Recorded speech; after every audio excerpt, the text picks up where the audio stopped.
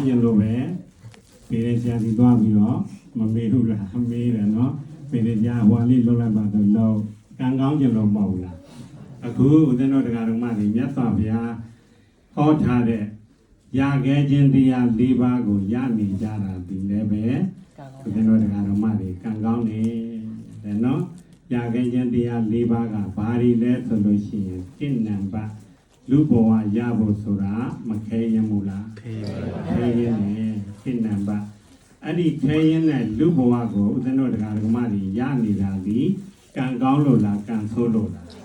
ကံကောင်းကြလုံးလို့နှစ်နံပါတ်ရခဲ့တာကလူအသက်ရှင်ဖို့ဆိုတာဒီရှင်ခဲ့တယ်မဟုတ်ဘူးလားအဲ့ဒီရှင်ခဲ့တဲ့လူအသက်ကိုမိမိတို့ရမနေကြဘူးလားရနေကြတဲ့အတွက်မိမိတို့မှာကံမကောင်းဘူးလားအဲ့ဒါကြောင့်ကံကောင်းကြသူများဖြစ်ပါတယ်၃နံပါတ်ကအလွန်အင်မတန်မှနာယူရခဲ့တဲ့မြတ်စွာဘုရားရဲ့တရားတော်တွေကိုနာယူနေရတာဒီမခဲရင်မူလားခဲရင်နဲ့ခဲရင်လာတဲ့တရားတော်တွေကိုမိမိတို့နာယူနေရတဲ့ကျင့်ကြံပွားများအားထုတ်နေရတဲ့အတွက်မိမိတို့ဟာကံကောင်းတဲ့သူတွေဖြစ်ပါတယ်တဲ့နော်၄နံပါတ်ကကြတော့မြတ်စွာဘုရားသာသနာတော်နဲ့တွေ့ဖို့ဆိုတာလေမခဲရင်ဘူးလားခဲရင်နဲ့မြတ်စွာဘုရားရဲ့သာသနာတော်နဲ့တွေ့နေရတာဒီလည်းပဲဦးဇင်းတို့တရားတော်မတွေကံကောင်းလို့လားကံဆိုးလို့လားကံကောင်းလို့ကောင်းကြလုံးလို့တဲ့အဲ့ဒါကြောင့်အဲ့ဒီရခဲ့ခြင်းတရား၄ပါးကိုမိမိတို့ရနေကြတာဒီလည်းပဲအလွန်အမတန်မှကံကောင်းကြတဲ့သူတွေဖြစ်ပါလေတဲ့နော်ဒါကြောင့်မလို့တိနံပါတ်ရခဲ့တဲ့လူဘဝကိုမိမိတို့ဘလောက်များရခဲ့သလဲဆိုတာကိုကြည့်ကြည့်အောင်နော်ဦးဇင်းတို့လူဘဝရဖို့ဆိုတာတဲ့မြတ်စွာဘုရားကကာဏကိစ္စပောမသုတ်မှာနေကံကြီးဥပမာပေးပြီးတော့ဟောထားခဲ့ပါတယ်အလွန်အမတန်ကျေဝန်းတဲ့သမုဒ္ဒရာပြင်ထဲမှာနေတဲ့မျက်စိမမြင်တဲ့နေကံတစ်ကောင်ရှိတယ်အဲ့ဒီနေကံကြီးကနှစ်တရာတိုင်းမှရေပေါ်ကိုတစ်ခါပေါ်လာတယ်အဲ့ဒီရေပေါ်မှာလည်းပဲထွန်တုံးလို့ခေါ်ဆိုရတဲ့အပေါက်တစ်ပေါက်ပဲပါတဲ့ထွန်တုံးကြီးကလည်းအရှိအနောက်တောင်မြောက်ဆိုပြီးတော့လှဲပြီးရေတိုင်းပုတ်ခတ်ရာသွားနေတယ်အဲ့လိုသွားနေတဲ့ထွန်တုံးပေါက်နဲ့နှစ်တရာတိုင်မှတက်လာတဲ့လက်ကန်းခေါင်းနဲ့သုတ်ဖို့ဆိုတာဘယ်လောက်လွယ်ကူသလားခဲရင်သလားလွယ်မတန်မှခဲရင်နဲ့အဲ့ဒီထွန်တုံးကိုလက်ကောင်းကစွတ်မိကောင်းစွတ်မိလိုက်မယ်တဲ့လူဘဝရဖို့ဆိုတာဒီထက်မကခက်ခဲလာပါလေမခက်ခဲဘူးလားခက်ခဲတယ်နော်အဲ့ဒီလိုခက်ခဲလာတဲ့လူဘဝကို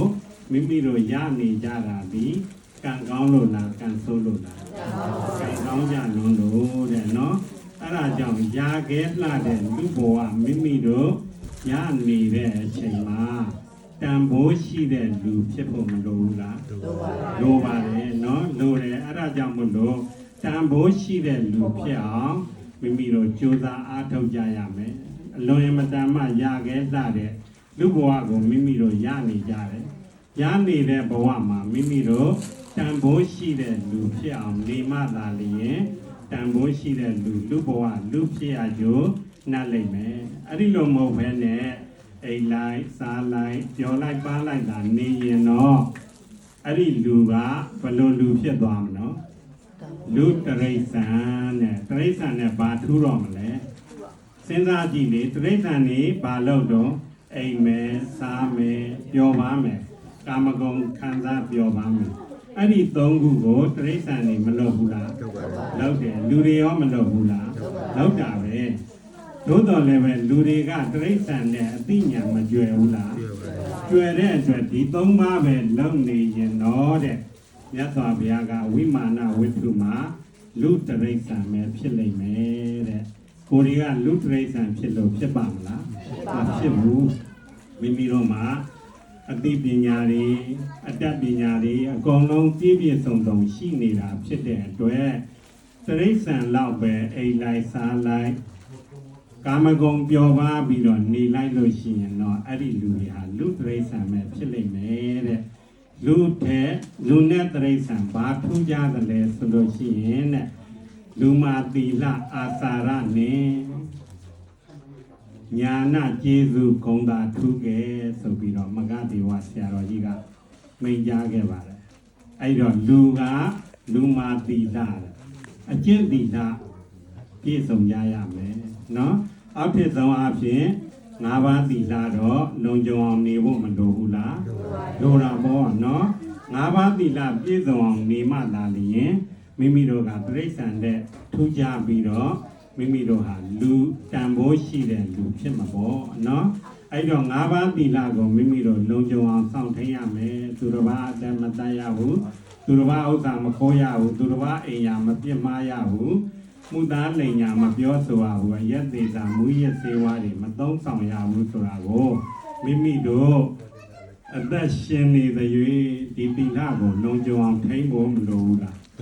လိုပါတယ်အဲ့ဒီလိုထိန်သိမ်းစောင့်ရှောက်ပြီးနေမှသာလျှင်မိမိတို့ဟာတန်ဖိုးရှိတဲ့လူဖြစ်ရကြနိုင်ရမယ်မဟုတ်ဘူးလားเนาะဒါကြောင့်မို့လို့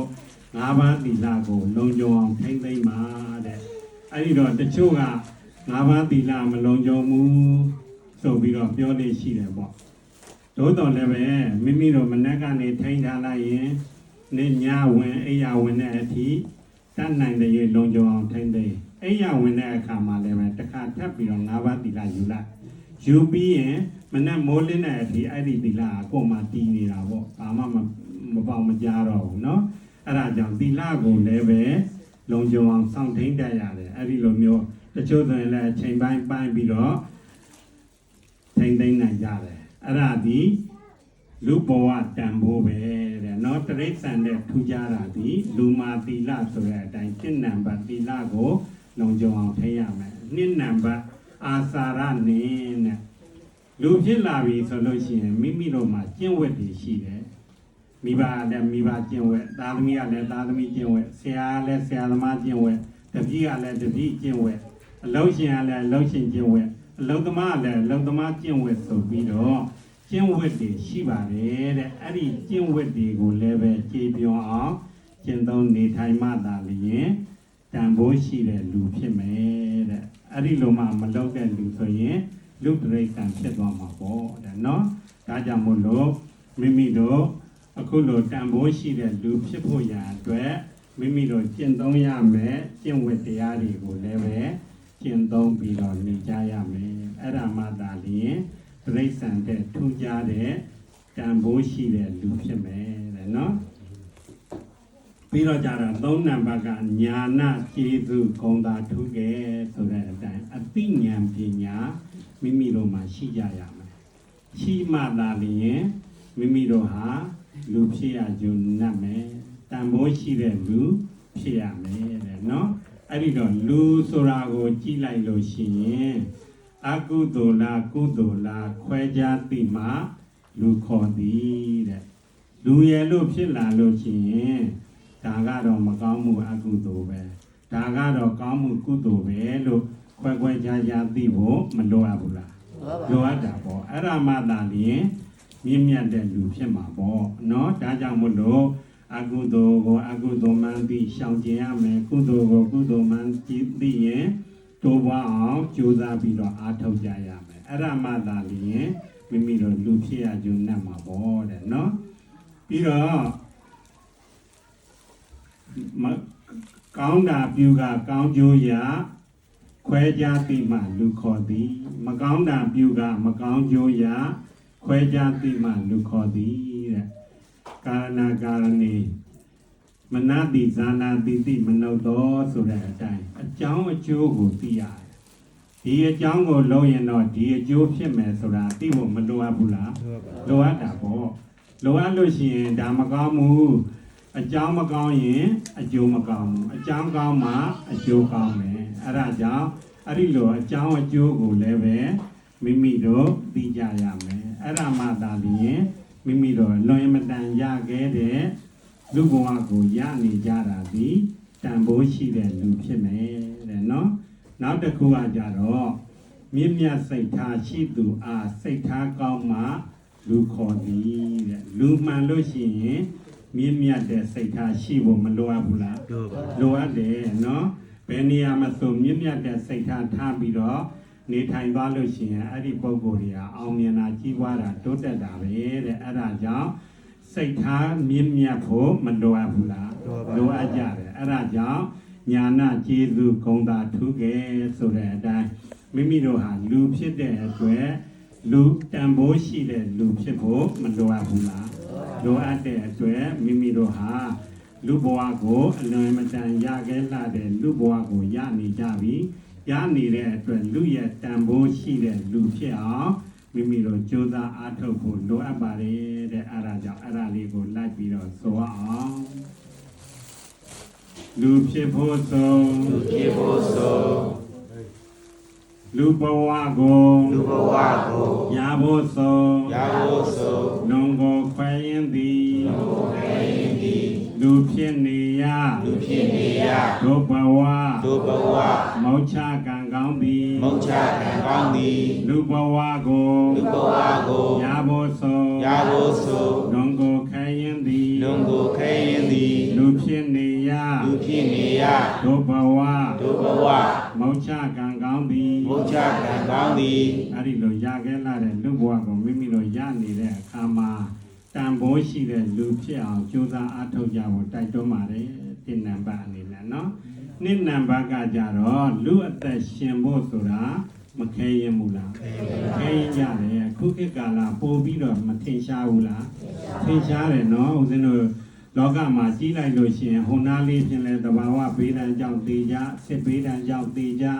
ငယ်ငယ်ရွယ်ရွယ်လေးတွေနဲ့တေမကုန်ကြဘူးလား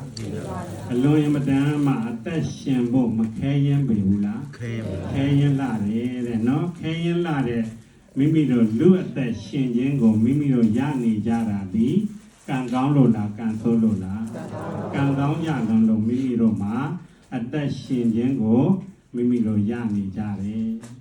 ဘုရားတို့ကဘာမှာကြည်လိုက်လို့ရှိရင်တစ်စက္ကန့်မှာ9ယောက်လုံးသိနေတယ်တဲ့ကဘာလုံးကိုချွတ်ကြည့်လိုက်ရင်တစ်စက္ကန့်မှာဘယ်နှယောက်သိတော့9ယောက်လုံးသိတော့1မိနစ်မှာဘယ်နှယောက်ရှိပြီနော်အယောက်30တော့65လီ300ပေါ့အယောက်300 65လီ300ပေါ့နော်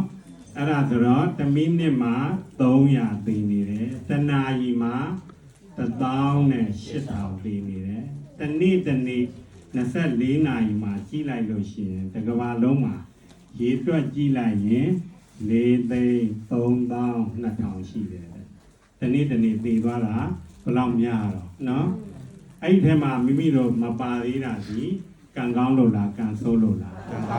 ကောင်းကြတော့အဲ့ဒါဒီရေတွက်မှုဟာရိုးတာမှန်အချိန်မှာရေတွက်တာအခုလိုငလျင်တန်းနေသဘာဝဘေးဒဏ်နေစစ်ဘေးဒဏ်နေနဲ့ဆိုရင်ဒီလောက်ကပါမလားမကဘူးအဲ့ဒီထဲမှာမိမိတို့မပါသေးတာဒီကံမကောင်းကြဘူးလားကံကောင်းကြလို့တဲ့နော်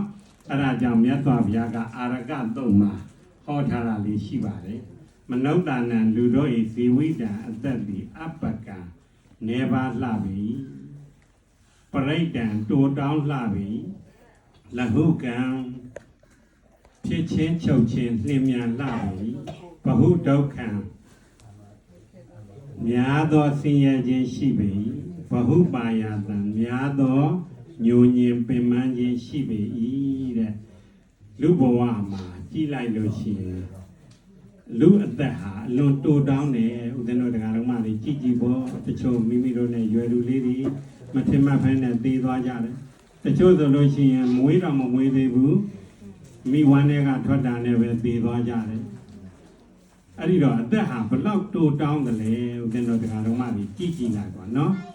အဲ့ဒီသုံးမှာဥပမာပေးထားတာဦးဇင်းတို့နှင်းနေကြတဲ့အခါမှာအဲ့ဒီနှင်းပြောက်ကလေးတွေဟာမျက်ပေါ်မှာဦးဇင်းတို့နှင်းပြောက်ကလေးတွေဦးဇင်းတို့တရားတော်မှတွေ့ဖို့ပါလိမ့်မယ်အဲ့ဒီနှင်းပြောက်ကလေးတွေဟာနေရောင်ရောက်လာလို့ရှိရင်ပျောက်မသွားဘူးလားဖြတ်ခနဲ့ပျောက်သွားတာပဲတဲ့အဲ့ဒီနှင်းမျက်ပေါ်မှာရှိနေတဲ့နှင်းပြောက်ကလေးတွေဟာနေရောင်ရောက်လို့ပျောက်သွားတယ်လို့ပဲမိမိတို့ရဲ့အသက်ဟာလည်းပဲတခဏချင်းနဲ့ပဲပျောက်သွားကြတယ်ဦးဇင်းတို့တရားဓမ္မတွေမိတ်ဆွေတွေကြည်ပေါ်နေမြညာပြောင်းလေအ နေလေတော့အကောင်းကြီးပဲသူနဲ့ငါနဲ့ဈေးတိုင်းမှာပြောလိုက်သေးတယ်နေညမရှိတော့ညတော့စကားပြောထိုင်ပြီးတော့ရင်နွေးတွေပါလေတောက်ပြီးပြောနေကြတာပဲရှေ့အောင်နောက်ပြစ်ပြီးမနဲ့ကြတော့မရှိတော့ဘူးဘလောက်တူတောင်းတယ်နော်အပကအလွန်မကိုနေပါတယ်ပြိတ္တံအလွန်မကိုတူတောင်းလာတယ်ပြီးတော့ချုပ်ချင်းပြောက်ချင်းမှလည်းပဲအလွန်လင်းမြန်ပြီးတော့နေပါတယ်တဲ့သောတော်ကပြောတဲ့နှင်းပြောက်ကလေးတွေပျောက်သွားတယ်လို့ပဲနေအောင်ရောက်လာလို့ပျောက်သွားတယ်လို့ပဲတဲ့နောက်ဥပမာတစ်ခုအနေနဲ့ပေးတာက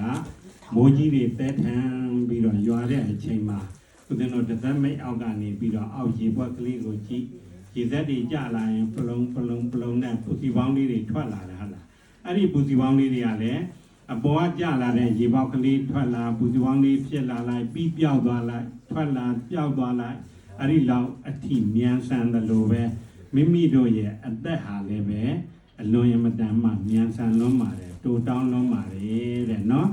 အဲ့ဒီတူတောင်းတဲ့အသက်ကိုမိမိတို့မှာရှင်ခွင့်ရနေတာဒီကံကောင်းကြလို့လားကံဆိုးကြလို့လားကံကောင်းကြလို့တဲ့အဲ့ဒါကြောင့်အဲ့ဒီတော့မှာမြတ်စွာဘုရားကကုသလံကတ္တဗံတဲ့ကုသိုလ်ကောင်းမှုတွေကိုများ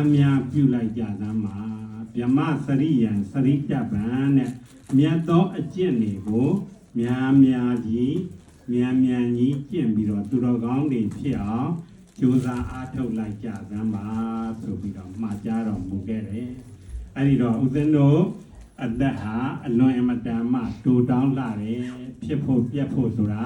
မြန်လွန်းလာပါတယ်အဲ့ဒီတူတောင်းလာတဲ့အသက်ကိုမိမိတို့အသက်ရှင်ခွင့်ရနေတာဒီကံကောင်းလို့လားကံဆိုးလို့လားကံကောင်းကြလို့တော့အဲ့ဒါကြောင့်ကံကောင်းတဲ့ကံကောင်းသူများဆိုပြီးတော့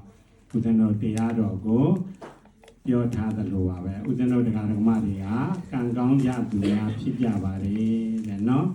ဒီနေရာမှာအသက်နဲ့ပတ်သက်လို့ပုံမြင်လေးတစ်ခုသတိရလို့မှတ်မိလို့ပြောအောင်ပဲတခါတော့ကလူတယောက်ကနေပြီးတော့ဦးဇင်းတို့တရားတော်မတွေကြာဘူးပြီးဖတ်ဘူးပြီးသားဖြစ်ခြင်းလည်းဖြစ်ပါလိမ့်မယ်လူတယောက်ဟာဖန်ဆင်းရှင်ဘုရားထံကိုသွားပြီးတော့တက်တန်းတောင်းတာပေါ့အဲ့ဒီတောင်းတဲ့အချိန်မှာဖန်ဆင်းရှင်နားလေးမှာနွားတစ်ကောင်လည်းရှိတယ်ခွေးတစ်ကောင်လည်းရှိတယ်စီးကော့တစ်ကောင်လည်းရှိတယ်ဖန်ဆင်းရှင်ကျွန်တော်တို့ရဲ့တက်တန်းပေးပါဘယ်လောက်တက်တန်းပေးမလဲဆိုကဲအားလုံးပဲမင်းတို့၄ယောက်လုံးအညီအမျှအသက်40ဒီပေးလိုက်တယ်40ဒီပေးလိုက်တော့လူကမကျေနပ်ဘူးအာကွာဘယ်နဲ့နွားနဲ့ခွေးနဲ့စီးကွက်နဲ့ငါနဲ့တန်းတူထားပြီးတော့ငါလူပဲအသိဉာဏ်ရှိတဲ့လူပဲဘယ်နဲ့40တဲ့ပြီးတယ်ကွာငါထပ်တောင်းမယ်ဆိုပြီးတော့ဖန်ဆင်းရှင်စီကိုထပ်တောင်းတယ်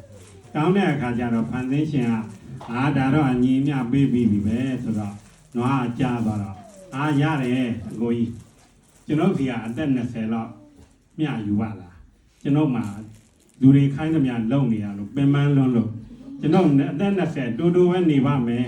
ကျွန်တော်ကြီးအသက်20ယူပါဆိုပေးလိုက်တယ်နောက်ခွေးရလည်းပဲလိုချင်သေးရင်ကျွန်တော်ကြီးယူပါဗျကျွန်တော်ကလည်းပဲလေခွေးဆိုတော့ဟိုအိမ်ခွေးဆောင်အိမ်ဆောင်လိုက်ရဒီအိမ်ဆောင်လိုက်ရတယ်ပင်ပန်းလွန်းလို့ကျွန်တော်ကြီးအသက်20လောက်ဆွဲပြီးယူပါဆိုတော့လူကလည်းယူတာပဲနောက်ဈေးကွက်ကလည်းပဲ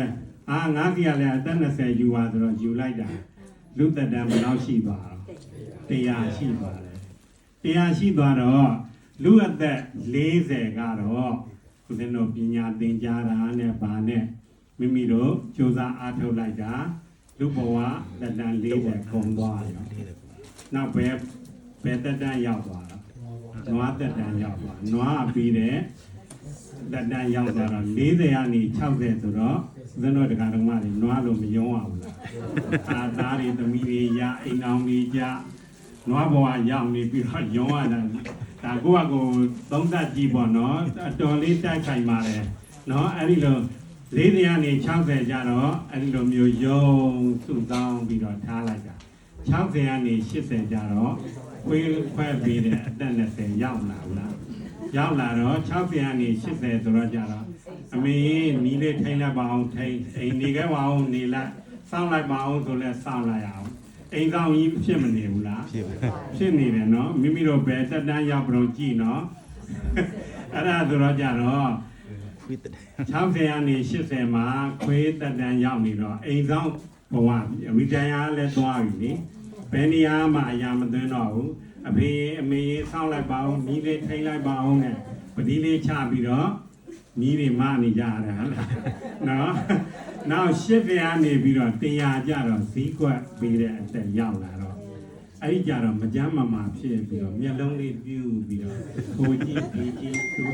လူရမသွင်းတော့ဘူး open ဖြစ်နေပြီလေဟုတ်လားအဲ့လိုမျိုးကြုံရတတ်ပါလေတဲ့ဒါတက်တန်းနဲ့ပတ်သက်လို့ရည်ရည်လေးဟိုပုံမြင်လေးနဲ့မှတ်သားပြလေးဘဝဟိုသင်တို့ဘဝတွေနဲ့တစ်ထပ်သေးကြာနေကြတယ်နော်အဲ့ဒါကြောင့်မလို့မိမိတို့အလွန်အမတန်မှရခဲလာတဲ့လူရဲ့အသက်ကိုရနေကြတယ်မဟုတ်ဘူးလားအဲ့ဒီလိုရနေကြတာဒီဦးဇင်းတို့တရားဓမ္မတွေကံကောင်းလို့လားကံဆိုးလို့လားကံကောင်းကြလို့တဲ့ဒါကြောင့်မလို့လိုက်ဆိုလိုက်ပါဦးလူအသက်ကိုရှင်ဖို့သောလွန်ကိုခဲရင်သည်သက်ရှင်နေရဒုဘဝမောချကံကောင်းသည်အဲ့ဒါကြောင့်လွန်မတန်မှရခဲလှတဲ့လူအသက်ရှင်ခြင်းကိုရနေကြတာဒီကံကောင်းကြလွန်လို့ပါတဲ့ဥဒ္ဒနောတရားဓမ္မတွေကံကောင်းကြသူများဖြစ်ပါတယ်တဲ့၃နံပါတ်ကမြတ်စွာဘုရားရဲ့တရားတော်ကိုနာယူဖို့ဆိုတာလေမခဲရင်ပေဘူးလားခဲရပါတယ်တဲ့နော်အလွန်အမတန်ခဲရင်တဲ့မြတ်စွာဘုရားရဲ့တရားတော်ကိုမိမိတို့နာယူနေရတာဒီလေကံကောင်းကြလို့လားကံဆိုးကြလို့လားကံကောင်းကြလွန်လို့ပါတဲ့ဥစဉ်တော့ခုခေတ်ဆိုလို့ရှိရင် online ကလည်းပဲနာလို့ရတာပဲ internet ပေါ်တွေမှာလည်းပဲဆရာတော်တွေတရားတွေရနေကြတာပဲတဲ့မိမိတို့အလွန်အမတန်နာရခဲ့တဲ့တရားတော်တွေကိုနာပြီးတော့နာယုံမျှတယ်မထားဘဲနဲ့ကျင့်ကြံပွားများအားထုတ်ကြပါတဲ့နော်နာယုံမျှပင်အပူစင်၍ကျင့်လင်ချမ်းသာဆိုတဲ့အတိုင်းဦးဇင်းတို့တရားတော်ကနာယူယုံမျှလေးနဲ့ပဲမိမိတို့ရဲ့အပူတွေကင်းစင်မသွားပြီဘူးလားကင်းစင်သွားကြတယ်ဦးဇင်းတို့တခါတလေလေးအိမ်မှာအစင်မပြေမှုတွေရှိလာတယ်ဒကာကြီးဒကမကြီးတွေရံဖြစ်ကြတယ်သာသမီတွေပြောဆိုမရဘူးဆိုလို့ရှိရင်မပြောနဲ့တော့တရားလေးဖွင့်ပြီးနာလိုက်အဲ့ဒါဆိုရင်အဲ့ဒီအပူတွေကင်းမသွားဘူးလားနာယူမြပင်အပူစင်၍ကျင့်လင်ချမ်းသာတဲ့ကျင့်ဖို့လည်းပဲလိုသေးတယ်နာယုံနာနေလို့တော့မဖြစ်သေးဘူးတဲ့အဲ့ဒါကြောင့်မလို့နာထားတဲ့တရားများကိုလည်းပဲမိမိတို့ကျင့်ကြံကြိုးစားပွားများအားထုတ်ရမယ်အဲ့ဒါကြောင့်အလွန်အမတန်နာယူရခဲ့တဲ့တရားတော်တွေကိုမိမိတို့နာယူနေကြရတယ်တဲ့နော်ဦးဇင်းတို့အဲ့ဒီဝတ္ထုတွေကတော့အများကြီးပါပဲခြေခြေဝေးဝေးမပြောတော့ပါဘူးတရားရှိသွားမှာဆိုတော့ပဒါစာရာတို့ဦးဇင်းတို့သုပ္ပဗုဒ္ဓနုနာကြီးတို့ကြီးလိုက်ပေါ့ပဒါစာရာဆိုလို့ရှိရင်လည်းပဲတာဏယောက်ကသေးလင်ကလည်းသေးပြီးတော့ကြတော့မိဘတွေကလည်းပျက်စီးနေဘလောက်အပူတွေဝိုင်းပြီးတော့နေတော့အဲ့ဒီအချိန်မှာမြတ်စွာဘုရားထံရောက်သွားပြီးတော့မြတ်စွာဘုရားတရားတော်ကိုနာယူလိုက်ရတာနဲ့ပဲအေးချမ်းသွားတယ်မဟုတ်လားအေးချမ်းသွားပြီးတော့တရားရသွားပါလေတဲ့နော်အဲ့ဒါကြောင့်မို့လို့အလွန်အမတန်နာယူရခဲ့တဲ့တရားတော်ကိုလည်းပဲမိမိတို့နာယူပြီးတော့ကျင့်ကြံကြိုးစားပွားများအားထုတ်ကြပါတဲ့ကျင့်ကြံကြိုးစားပွားများအားထုတ်လို့ရှိရင်မိမိတို့မှာမတရားဘုရားနိဗ္ဗာန်တိုင်အောင်ရရှိနိုင်ပါတယ်တဲ့အဲ့ဒါကြောင့်အလွန်အမတန်မှနာရခဲ့တဲ့တရားတော်တွေကိုမိမိတို့နာယူနေရတာဒီလည်းပဲကံကောင်းကြလွန်လို့ပါတဲ့လိုက်ဆိုအောင်နော်တရားတော်ကိုနာဖို့ဆိုလွန်ကိုခဲရင်သည်တရားနာယဒုဘဝမောချကံကောင်းသည်သုံးနံပါတ်ကအလွန်အမတန်မှနာယူရခဲ့တဲ့တရားတော်ကိုမိမိတို့နာယူနေရတာဒီလည်းပဲအလွန်အမတန်မှကံကောင်းတဲ့သူတွေဖြစ်ကြပါတယ်တဲ့နော်၄နံပါတ်ကမြတ်စွာဘုရားရဲ့သာသနာတော်နဲ့ကြုံဖို့ဆိုတာလည်းပဲအလွန်အမတန်မှခဲရင်လာတယ်အဲ့ဒီခဲရင်လာတဲ့မြတ်စွာဘုရားရဲ့ သာသနာတော်နဲ့မိမိတို့မှာကြုံပြီးတော့မနေရဘူးလားနေကြရတယ်နော်အဲ့ဒီလိုကြုံရခဲ့တဲ့သာသနာတော်နဲ့ကြုံနေတာဒီလည်းပဲမိမိတို့ဟာကံကောင်းကြလွန်းလို့မြတ်စွာဘုရားတဆူနဲ့တဆူကြုံဖို့ဆိုရင်ဘယ်လောက်ကြာတော့လေးသိချေနဲ့ကဘာတသိကြတာဟလားဘုရားတဆူနောက်တဆူပွင့်ဖို့စောင့်ရတာလေးသိချေနဲ့ကဘာတသိကြာတယ်အဲ့ဒီလေးသိချေနဲ့ကဘာတသိကိုမိမိတို့ဘယ်လောက်များကြာတယ်လဲလို့မသိကြဘူးလားသိကြတာပေါ့နော်တင်ချာဆိုတာဟာရေတွက်လို့မရဘူးလားရေတွက်ရလို့တင်ချာလို့ခေါ်တာခုစေရာထောင်တောင်းသိန်းတန်းကလေးဆိုပြီးရေတွက်လို့မရဘူးလားရလို့သူ့ကိုတင်ချာရေတွက်လို့မရတာဒီအတင်ချေတဲ့နော်အဲ့ဒီလိုမျိုးတတင်ချေနဲ့တွက်လိုက်လို့လေးတင်ချေနဲ့ကဘာတသိန်းကြာမှဘုရားတဆူပွင့်တယ်ဆိုတော့ဘလောက်များကြာတော့ရေတွက်လို့မရတော့အောင်ကြာပါတယ်အဲ့ဒါကိုဥပမာလေးနဲ့ပြောရရင်တဲ့ဦးဇင်းတို့မြတ်စွာဘုရားကတယူဇနာကျယ်ဝန်းတဲ့အစာအုပ်ကြီးတစ်ခုစောင့်လိုက်ပါတဲ့ကိုယ်တော်ကြီးတစ်ခုစောင့်ကြည့်လိုက်ပါတယူဇနာဆိုတာကဦးဇင်းတို့လောကခေတ်တွက်ချက်နည်းနဲ့တွက်လိုက်မယ်ဆိုရင်တော့တချို့လဲ10မိုင်တွက်တယ်တချို့လဲ12မိုင်တွက်တယ်ပေါ့10မိုင်ပဲထားကြည့်ပါအောင်အကျယ်အပြင်10မိုင်အမြင့်အပြင်10မိုင်အဲ့ဒီလိုလေးဘက်လေးလံ10မိုင်ကျယ်ဝန်းတဲ့အစာအုပ်ကြီးကိုယ်တော်ကြီးတစ်ခုစောင့်လိုက်အဲ့ဒီစောင့်ပြီးတဲ့ထဲမှာမုံငင်းစီလေးတွေအပြည့်ထက်အဲ့ဒီမုံငင်းစီလေးတွေပြည့်နေတဲ့ကိုယ်တော်ကြီးတဲ့ကိုနှစ်တရာပြည့်တိုင်းမုံငင်းစီတစ်စိလာယူနောက်နှစ်တရာပြည့်ရင်မုံငင်းစီတစ်စိလာယူအဲ့ဒီမုံငင်းစီကြီးသာကုန်သွားမယ်တဲ့တသင်ချီမပြည့်သေးဘူးဆိုတော့ဒီလိုတရားတော်မှလေလေးသင်ချီနဲ့ကဘာတသိန်းဆိုရင်ဘယ်လောက်ဆောင်းအောင်အလွန်အမတန်မှကြာညောင်းနဲ့ရေတွက်လို့မရတဲ့ကာလကြီးကိုစောင့်နေရအောင်ပါအခုမိမိတို့မျက်မှောက်မှာသာသနာရှိမနေဘူးလားရှိနေတယ်ရှိနေတဲ့အခွင့်အရေးကိုမိမိတို့လက်လွတ်ဆုံးရှုံးခံလို့ဖြစ်ပါမလားမဖြစ်ဘူးအဲ့ဒါကြောင့်သောတော်ကပြောခဲ့တဲ့တရားတွေကိုနာပြီးရင်ကျင့်ကြံကြိုးစားပွားများအားထုတ်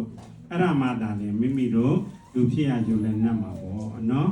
အဲ့ဒါကြောင့်မလို့တဲ့မိမိတို့ခုလိုသာသနာတော်နဲ့ကြုံနေတဲ့အတွက်ဦးဇင်းတို့တရားဓမ္မတွေအခုလိုဒါနပြုခွင့်သီလစောင့်တည်ခွင့်ဘာဝနာပွားများခွင့်နေမရကြဘူးလားအခုဒီကနေ့ကံဘုလူကျောင်းမှာဆိုလို့ရှိရင်ဒါယကကြီးဒေါက်တာဆရာအောင်လင်းဒါယိကမကြီးဒေါက်တာရင်ရင်အောင်မိသားစုတွေကနေဦးစီးဦးဆောင်မှုပြုပြီးတော့မိမိတို့ကထိန်သင်္ကန်းစုပေါင်းပြီးတော့လှူဒန်းနေနှစ်စဉ်နှစ်တိုင်းပဲလှူဒန်းတော့နိဗ္ဗာန်ကုသိုလ်လည်းပဲဖြစ်ပြီးတော့ဒီကနေ့မှမပြီးသေးဘူးတခါကြီးကနောက်နှစ်အတွက်ရက်ကရှောက်ပြီးပြီနောက်နှစ်နိုဝင်ဘာ10ရက်နေ့ကထိန်တော်ဘုရားဆိုတာရှောက်ပြီးပြီဘလောက်နိဗ္ဗာန်ကုသိုလ်ဆွဲမြဲတယ်လဲဆိုရင်ဒါရင်မောကသေးဘူးဘုန်းတို့စီကံသွားပြတယ်ဆိုရင်ကိုပဲဘုံနောက်နှစ်ကထိန်နိုဝင်ဘာ10ရက်နော်ဘုန်းတို့ကြောင့်တန်ခါကုံကြွနော်အဲ့လိုအမြဲတမ်းဒါကိုပဲအာယုံပြုတ်ပြီးတော့ပွားများနေတဲ့အတွက်ကထိန်ကြလို့ရှိရင်ငါဘယ်เจ้าနေပြင်မယ်ဘယ်เจ้าနေကကြွလာတဲ့တန်ခါတွေကိုဘာတွေလှူမယ်ဆိုတဲ့ကုသိုလ်တွေဟာအမြဲကိုရနေတာအခုဒီကနေ့ခင်းပြီးသွားပြီဆိုတဲ့အခါကျတော့လည်းပဲငါတို့တောင်ကုလူเจ้าမှာကထိန်ခင်းပြီးသွားပြီအဲ့ဒီကထိန်ခင်းပြီးသွားတော့ဘယ်နှပါးကြွတာဘယ်ဆရာတော်တွေကိုဘလို့လှူလိုက်ရတာဘယ်ဆရာတော်တရားဟောတာပြင်ရှင်းလိုက်တာကွာဆိုတာမျိုးအဲ့လိုမျိုးပွားများပြတာပေါ့နော်သာဂနုတ္တိကမ္မထံဆိုတာအဲ့ဒါပါပဲလှူဒန်းပြီးရင်လည်းပဲမိမိတို့ကုသိုလ်တွေကိုပြန်ပြီးတော့အောက်မေ့တတိယပြီးနေရတယ်ရှိဆရာတော်ကြီးတွေဆိုလို့ရှိရင်မိမိတို့လှူဒန်းထားတဲ့အလှူစည်းရင်းလေးတွေကိုမှတ်တမ်းရေးပြီးတော့အမြဲတမ်းဖတ်လေ့ရှိတယ်ဦးဇင်းတို့တရားဓမ္မတွေလည်းပဲအချိန်အားရင်အဲ့ဒါလေးကိုပြန်စဉ်းစားငါတို့ဘယ်နေ့တော့ဘယ်เจ้าမှာသွားလှူခဲ့တယ်ဘာတွေလှူခဲ့တယ်ဘာကုသိုလ်တွေရခဲ့တယ်ဆိုတာကိုပွားများ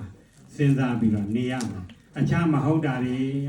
ဟိုလူဖြင့်မကောင်းကြံဒီလိုက်မယ်ဒီလူဖြင့်မကောင်းပြောလိုက်မယ်ဒါတွေမတွေးနဲ့နော်အဲ့ဒါကြောင့်မလို့မိမိတို့အခုသာသနာတော်နဲ့ ကြုံတဲ့အတွက်လည်းပဲမိမိတို့မှာ